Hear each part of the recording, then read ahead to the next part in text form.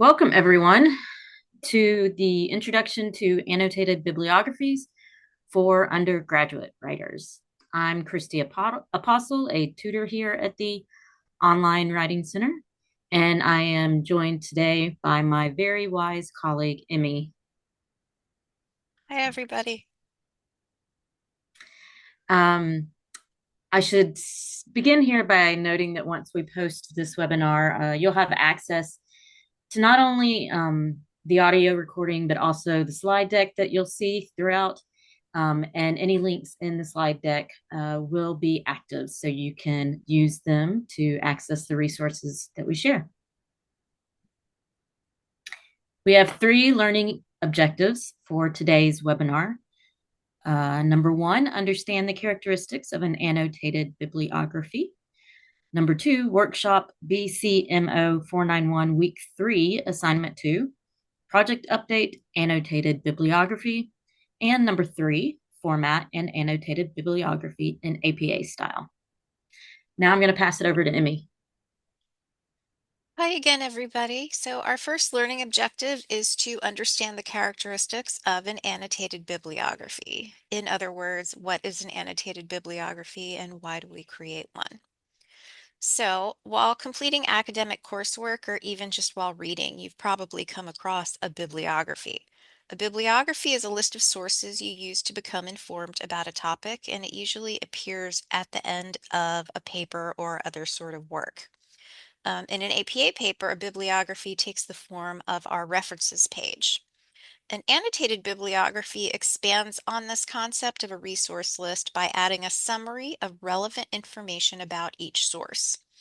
An annotated bibliography can be assigned as a standalone paper, or you may have to submit one as a part or section of a larger research project. The word annotate means to make or furnish critical or explanatory notes or comment. So in an annotated bibliography, the critical or explanatory notes that we add to the basic reference comprise what we call the annotation. An annotation can include three types of information depending on what your instructor asks you to include, or if you're writing it for yourself, the type of information you think it's important to record. Most often, an annotation summarizes key points about the source, the topic's claims and arguments. Keep in mind that this summary should be in your own words to show your understanding of the arguments. You won't be quoting the source in your summary. A question you can ask yourself to focus a summary is, how would you tell someone else what the source is about? In addition to summary, and annotation may also include content to evaluate or apply a source. To evaluate, we consider the source's credibility, reliability, and objectivity or bias. In other words, how do you know the source is a legitimate source for an academic context? Finally, when we talk about applying, we mean applying the source to your own research. Why am I using the source, or what questions does it help me to answer? So now that we have considered what an annotated bibliography is, let's talk about why we create one to begin with. First, an annotated bibliography serves as a structured way to keep track of all the sources you find during your research process. The organization allows you to quickly reference key ideas and maintain a clear focus as you develop your analysis. Next, when you're researching, it's easy to forget key details from a source or lose track of where you found certain information. So recording essential points in an annotation ensures you retain the most relevant insights without needing to revisit every source in detail. Third, when you write an annotated bibliography, it helps you think through the main claims and arguments of your sources. You can develop a deeper understanding of how each source relates to your topic, and you can see connections between the different sources that helps you refine your perspectives. Finally, when you write an annotated bibliography, you can evaluate the quality and usefulness of the sources for your project because some sources are more reliable or more credible than others. And then you can determine whether you need more sources to address certain areas of your own argument based on the quality of what you found, or if you think some information still seems to be missing and you need to find some more. So now we're going to pass it back to Christy for learning objective 2. Yes, we'll dive into the second learning objective for this webinar, workshopping BCMO 491, week 3, assignment 2, project update, annotated bibliography. In this class, you'll complete the assignment for week 3, assignment 2, the annotated bibliography. And as a reminder, this link will be active, so you can access the assignment right from here. There are some useful guidelines to note for this annotated bibliography. You can use the annotated bibliography document located on the major project page to guide you in creating an annotated bibliography for that major project for that paper. And we're going to show you an example of that here in a few minutes. You can use that document that's provided here, but it's optional. You may complete an annotated bibliography on your own if it meets the basic requirements listed here for annotated bibliographies. Also, while this is an ungraded assignment, you are expected to submit your document to Canvas for feedback.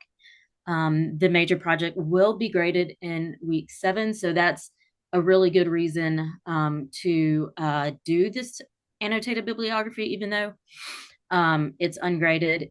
It will prepare you for that major project by, as Emmy shared with us, helping you organize your research, record important information from your sources, process arguments in those sources, and evaluate their quality and usefulness. Okay, since the major project was just mentioned, let's talk more about it. You will be expected to research and write critically on topics that are related to your ministry. In the course, you will be given the opportunity to do so through that major research project. It will be an 8 to 10 page research-based practical theology paper on one of the major topics covered in the class. And we have the topics listed here for you: traumatic grief, church decline, moral, social, and political gatekeeping, pluralism, universalism, and ecumenism, and disinformation and anti-intellectualism. For a more thorough grasp of the project, think of it as practical theology, meaning that you are engaging in a concrete situation. Remember your ministry context, using theological thinking and resources. So, as we discussed, the paper must be research-based. That means for this specific paper, you'll need at least 5 sources. 2 of those sources must be peer-reviewed books, and 2 must be peer-reviewed articles. And we have a link here on some guidance on how to find these types of sources at the ACU library. And there's also a document provided here to guide you in creating your annotated bibliography at this next link. Okay, next we'll look at an example to illustrate how the major project might take shape. For the example, the area of interest is practical theology and traumatic grief. And the research question that we'll be exploring: how can pastoral care practices be adapted to address the unique spiritual and emotional needs of migrants experiencing traumatic grief? Emmy's going to guide us through this example. Thanks, Christy. So obviously, a very important step before you write your annotated bibliography is to find the sources that you're going to annotate. So you can navigate to the link at the top of this slide to access our ACU Online Libraries Distance Learning Portal and ACU OneSearch. Once you click into OneSearch on the main page, you can enter relevant search terms and select search options to ensure that your sources meet your needs for the assignment. So on this next couple of slides, we're going to show you how to use basic search. For the previous research question, we may decide that we want to search for the keywords traumatic grief and pastoral care. So if I type "and" in all caps between the two search terms on the basic search page, it will bring back sources that address both keywords. To ensure we have access to the full text of the source, which is really important, since you're working from home, you don't want to pull up a text that looks wonderful and then you realize you can't see it. You can be sure to click the full text box under the basic search box. Then for this assignment and research best practice in general, we also want to click the box for peer-reviewed. Peer-reviewed journal articles are scholarly articles that have been reviewed by other experts in the field, and they're considered the gold standard for research, which is why they have that little gold emblem next to peer-reviewed on the button. You can also narrow the date range for when the articles were published. It's usually best to filter your search results to the last 5 or 10 years for the most up-to-date information. So on this search, I put past 5 years. And then last, you can click the button for source type where you can select academic journals and books as the options that you bring back because those are the resource types required for the assignment. So here I searched for traumatic grief and pastoral care. Full text, peer reviewed in the last 5 years, and it brought back 2,283 academic journal articles. Notice there are no books there, however. So keep in mind that if your search terms or the parameters you select don't bring back relevant sources, you may need to make adjustments.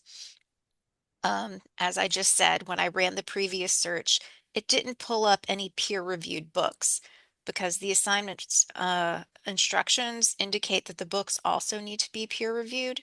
So I use strategies like changing my search terms and expanding the date range here to 10 years. I just searched for books on practical theology, full text available, peer-reviewed from the past 10 years, and it did pull up 53 ebooks and 41 books that I would still be able to see full text online. If you're having trouble locating your sources to help answer your research question, we strongly encourage you to reach out to our ACU online librarians by using the Get Help link on the entry page for the distance learning portal, which again is linked at the top of this slide. So once you locate a work, again, we just found thousands of articles, right? The best way to figure out if it's useful is to review the keywords and the article abstract. If the abstract seems unrelated, it is definitely not worth taking the time to read the entire article. But here we found this article by Castile, Pillars of Salt, Pastoral Care with Adolescents with a Migration Experience, which seems to relate exactly to our research question. And we can also see that in the center, it says that the article addresses concepts of lived religion, migration theology, and adolescent development to better understand how pastoral care can support individuals who are living in this transitional state. So it's absolutely perfect for the research question that we came up with. Once you select your sources, and remember you need 5, at least 2 peer-reviewed books and at least 2 peer-reviewed journal articles, then you can start filling in the annotated bibliography document provided for the course, which looks like this. For each source, they give you a set of 5 boxes. The first is the full bibliographic entry. Next, how do I know this source is a legitimate source for an academic context? Next, why am I using this source? What questions does it help me answer? Next, summarize the source's claims and arguments. And last, other information relevant to the paper. These boxes actually use the key text that we used when we described the components of an annotated bibliography earlier. So for this course, as Christy said, you can submit this filled-in document as your annotated bibliography. But for other courses or writing circumstances, the document won't be an appropriate format to submit as your final draft, but it's still a really great worksheet that you can fill in to plan your annotations. So let's look at this process. Here's the start of an example annotation based on the article by Castile, for which we just reviewed the abstract. At the top, we have the full bibliographic entry in APA format, And Christy's going to go into more detail about how you format APA references for books and journal articles in a minute. But we do have that bibliographic entry at the top. Next, the question was, how do I know this source is a legitimate source for an academic context? The author is a faculty member at a university in Belgium, which means they have credibility to speak on the topic. And the journal requires peer review to publish articles, which, as we said earlier, that's the gold standard. That means other experts have said that these findings are legitimate based on the larger academic context. Next, why am I using the source? What questions does it help me answer?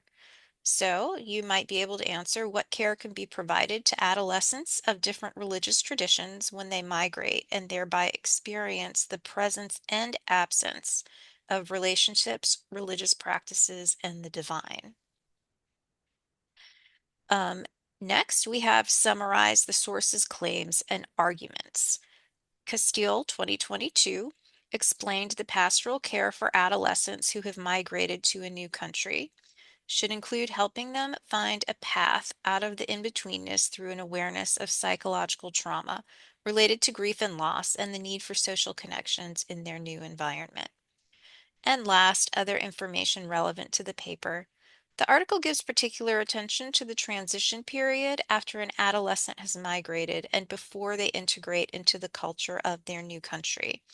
Additionally, the author argued that pastoral care for these adolescents should begin with introducing the awareness of the simultaneous presence and absence of social relationships before moving on to the remaining two areas of awareness. So in these two boxes, the summary and other information boxes in particular, we've taken note of specific concepts that we may want to point out in our research paper, or that we may want to track across multiple sources. For instance, what do the other sources that we find say about how pastors should approach migrant adolescents' loss of relationships, while at the same time trying to help them build new ones? And of course, what is the role of religion or spirituality in this process? And now we're going to go back to Christy to talk about APA. Yes, as a reminder, the third learning objective for this webinar is to format an annotated bibliography in APA style. You will need to craft reference list entries for the annotated bibliography for this assignment. And since you will need both books and journal articles, we've chosen to illustrate those here. For both types of sources, you'll begin the reference list entry with an author's last name and followed by a comma, and then an author's initials. In this case, for the book, the author has two initials listed on the book, and you'll notice there that their APA requires a space between them. So ensure that after you put that period after the first initial, there's a space. Then after the second initial, you'll see here that there is another space and the publication date is placed in parentheses. For both books and journal articles, you will only need the year for the publication date. The book title, you may notice that it seems somewhat similar to the journal article title. That's because they're both in sentence case. Under APA style, sentence case may be what you think of when you write sentences in a paper. That means you capitalize the first word of the main title, as you see here. And then the first word of the subtitle is also capitalized, and that's why immigrant is capitalized after the colon. In addition, if there were any proper words in this title, they would be capitalized as well, just as if you were writing a sentence. So we have the whole title listed there of the book. In addition to sentence case, it's also in italics, which is required for a book title. The title ends with a period followed by the name of the publisher, which also needs a period after it. Here we also have a journal article that we've modeled, since you'll need to be including at least two of those in your major project. This article happens to have multiple authors. And so you'll see, again, we've listed them by the author's last name and then an initial followed by a period, but between authors' names, commas are also required. So that's why you see Misham, comma, T, period, comma, before the next author, who is the second listed author on the article, whose last name happens to be Gooster. So as you go through and list multiple authors, be sure you have the commas between each one. And then between the last two, so at the second to last, you place a comma as kind of has become a pattern. But then an ampersand is there at the end of the first line of that example. And that ampersand is what's going to join all of the first listed authors and second and third and so on with the final author, who in this case happens to be Nadu. Next, again, like the book, the publication year follows in parentheses and followed by a period. The article title, again, as I mentioned, is in sentence case. However, for an article, you'll need plain font. So that's one difference that is visible there from the book title to the article title. The article title is followed by a period, and then the journal title is in italics. Notice that the journal title is not in sentence case. Under APA style, a journal title needs to be in title case, which requires capitalizing every major word and every word of 4 or more letters. So in this case, only the words in and are not major words. And obviously they don't have 4 letters, so they are not capitalized. The journal title is followed by a comma. Something I want to point out there is that the comma is in plain font. It's easy with those commas to accidentally place them in italics because the journal title is in italics before the comma and because the volume number after the comma is in italics as well. So just make sure that you keep all punctuation in a reference list entry in plain font. That's just an APA guideline. Then, so 44 is the volume number, as I mentioned, in italics. The issue number of the journal comes next in parentheses. And notice that there is not an intervening space between the volume number and the issue number. Follow the issue number with the closing parentheses and a comma, and then the number range of the pages of the article. So that's what you see with 208 through 215. You may be able to tell that the dash in that number range is a little longer than you might be used to seeing. That's because that dash is an N dash, so EN space DASH. And that's not the dash that's right there on your keyboard. You'll have to get that dash through the insert feature in Word. Finally, follow the number range with a period and then the DOI or digital object identifier for the article. Every DOI will begin with the same string, https ://doi.org/ and then where you see the 10, that's where the actual DOI number begins. But you'll always have that first bit of content the same for every DOI, every source that has a DOI.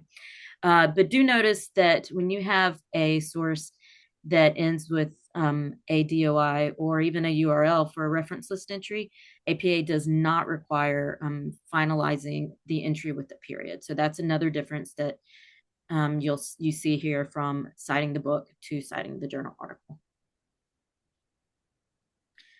As you write the annotations for your sources, in-text citations may be necessary.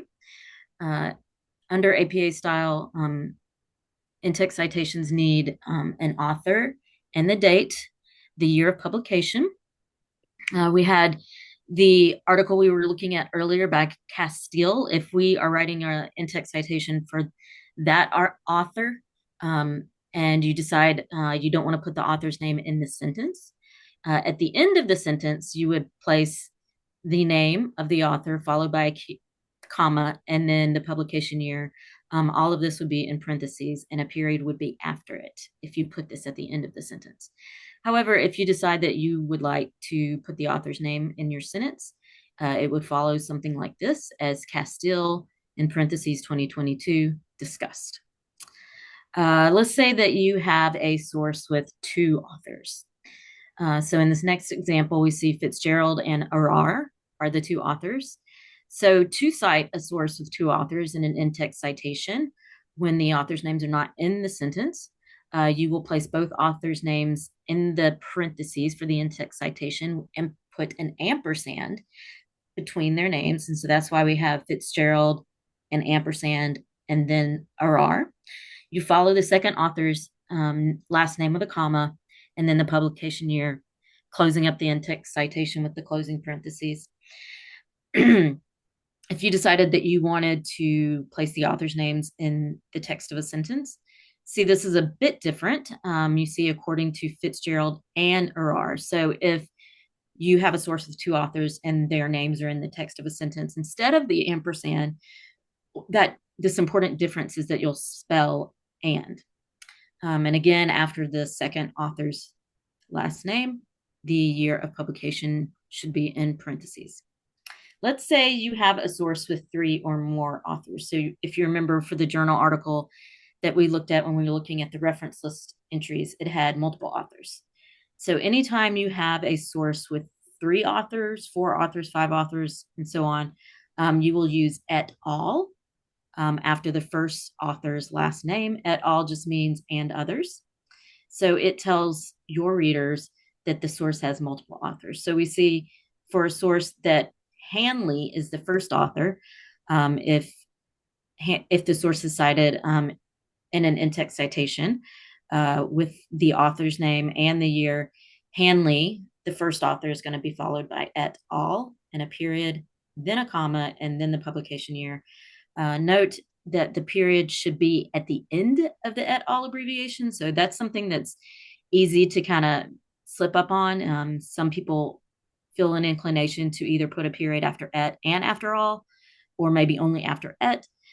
So just note that it helps me to remember where it belongs because it's at the end of the abbreviation after all.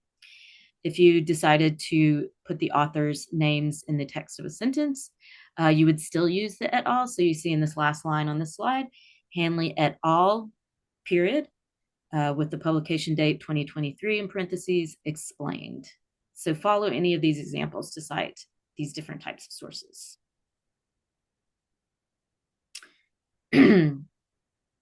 If you don't have an annotated bibliography chart like the green one that Emmy was showing us earlier from the assignment, for future assignments, or you decide not to use that chart for this assignment, you can follow the format shown here.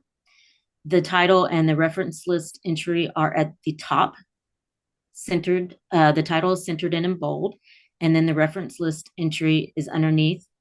And the annotations that follow the reference list entry, they summarize, and then there's a paragraph of summary, and then there's an evaluation following the summary. And finally, there's an application to show how the source will apply to your research. Okay, regarding formatting, APA provides some pretty specific guidelines that are helpful to follow. So as I mentioned, after the title that's centered in bold, you have that reference list entry. Under APA style, you'll need a hanging indent for a reference list entry. So that means the first line of the entry is going to be aligned at the left margin. And then any additional lines should be indented 1/2 inch. So that's why you see that the second line of this entry is indented to the right in contrast to the first line of the entry. Then beneath it, you'll have the annotation. Note that the annotation is also indented, the entire annotation, unless you start a new paragraph, is also indented 1/2 inch from the left margin. So you wouldn't indent the first line and then start all the others of a paragraph at flush left, like you might see in a paper. And this is particular to APA style.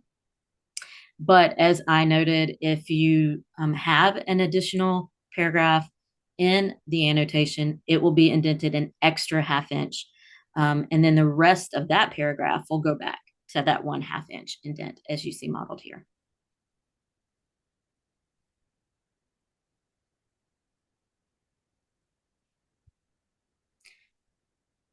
Okay, so during this webinar, we use templates and examples to understand the characteristics of an annotated bibliography. We also workshopped BCMO 491, Week 3, Assignment 2, Project Update, Annotated Bibliography. And finally, we just looked at how to format an annotated bibliography in APA style. Uh, we had some references that we used in this webinar. So that example article, we have cited it here. And then also Emmy gave us the definition for annotate. So we've provided those for you in case you would like to look into them further. And you can see that they are in alphabetical order, which is also the preferred way to sequence the annotations in your annotated bibliography. I would go Yes, ahead good and point. alphabetize the sources, just like this. Excellent. So I'm going to tell you a little bit more about our online writing center.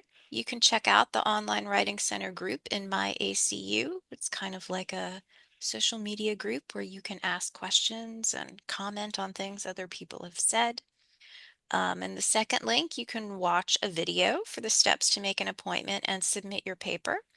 We do work with you at any stage of your writing process. So whether you are looking for sources, trying to brainstorm your research question, or starting to write your annotations, or you need to check for editing for sentence level concerns, we can assist with any of that.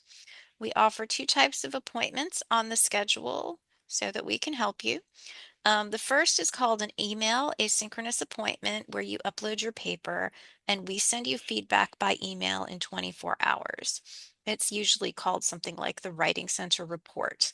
So in other words, if your appointment is at 4 o'clock on Wednesday, then you would upload your paper by 4 o'clock on Wednesday and the tutor would send you feedback by email by 4 o'clock on Thursday. If you are in that brainstorming stage or you just want to make sure that you can interact with someone to ask all your questions, you can schedule a Zoom appointment. Christy and I both offer Zoom appointments, as does our colleague Sarah Taboada and our director Julie Johnson Archer. For the Zoom appointment, you schedule it, and then at the time of the appointment, which is in Central Time, you go back to the schedule and click on the Zoom link. In that case, if you are coming to the appointment and you don't necessarily have something to submit, you don't need to upload your file. You can just show up and it's all fine. You can also access many writing related resources on the Online Writing Center website. Here again is our submission process. First, you schedule the appointment. Next, you upload your paper to the appointment form. You can schedule your appointments up to 2 weeks in advance, which some people really like because it kind of creates these mini goals as they're writing. If you know you have an appointment coming up, you may be more likely to get on it instead of waiting until the day that something's due or leave parts of it to the last day when something's due. And again, when you upload your paper to the appointment form for an asynchronous appointment, please make sure it's submitted by the appointment time. And for Zoom, you can upload something if you want to share it with the tutor, but you don't necessarily have to. You can contact us through our Central Online Writing Center at acu.edu address if you have any questions about how to use the Writing Center, or if you have a short question like, I don't know how to write the reference for this. You can just email us directly and we will help you. You don't need an appointment to have a small question answered. If you want to schedule an appointment, you can use this second link to go to our schedule. And the third link takes you to the Online Writing Center website. Some of the resources offered on our website and otherwise include our APA course paper template, which has all the margins and the font and the settings for headings all built in. So it makes it a lot easier on you because you can focus on your writing and not on having to set up the format for APA. We have our most favorite webinars posted on our YouTube channel in different playlists that may help you in your program.